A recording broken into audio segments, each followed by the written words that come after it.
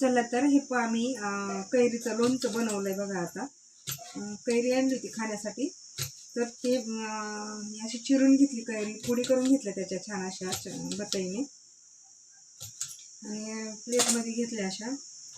प्लेटमध्ये घेऊन हे पहा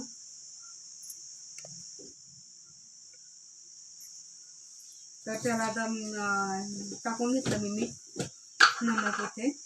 हे पहा तर छान पद्धतीचं असं नमक टाकून घेतलं. आता हळदी टाकून घेते त्याला. हे पहा छान अशी हळदी टाकून घेतली, आणि थोडं लाल तिखट पण टाकलं मसाला. हे पहा लाल मसाला पण टाकून घेतला मी त्याला असं छान असा. म्हणजे छान मसाला टाकून पण असं खूप छान असं कैरीचं लोणचं बनवलंय पहा. खाण्यासाठी आणली होती मी कैरी, तर पहा छान पद्धतीचं असं लोणचं बनवलं मी त्याला.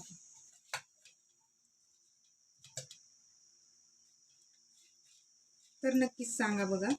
यूट्यूब चॅनल फॅमिली सर्व मित्रमैत्रिणींना सर्वांना हे पहा दाखवत आहे मी. कैरीचं लोणचं बनवलंय मी आज खाण्यासाठी, आणि इथे बनवून घेतलं मी. आता छान असं पिठलं बनवून घेतलं पहा. छान पिठलं बनवून घेतलं हे पहा. आणि दुपारच्या टायमिंगमध्ये स्वयंपाक बनवला होता मी. इथे हे पहा छान अशा भाकरी बनवून घेतल्या. इथे हे पहा भाकरी पण अशा छान पद्धतीच्या बनवून घेतल्या पहा, ताज्या ताज्या. खूप छान भाकरी बाजरीच्या बनवली. आणि पिठलं भाकरी तर म्हणताना एकच नंबर खाण्यासाठी बघा. पाहताल तर तोंडाला पाणी सुटत. आणि हे पहा लोणचं तर खूप छान पद्धतीचं झाले पहा. मस्त छान असं नमक टाकलं, हळदी टाकली, आणि थोडं लाल तिखट पण टाकलं. आणि इथे बेसन पण करून घेतलं मी. त्याला झुणका म्हणतात, बेसन म्हणतात, किंवा मग त्याला तिखट खीर पण म्हणतात. ज्याची त्याची म्हणण्याची बोली भाषा वेगळी असते. तर चला नमस्कार मंडळ, चला बाय बाय सर्वांना.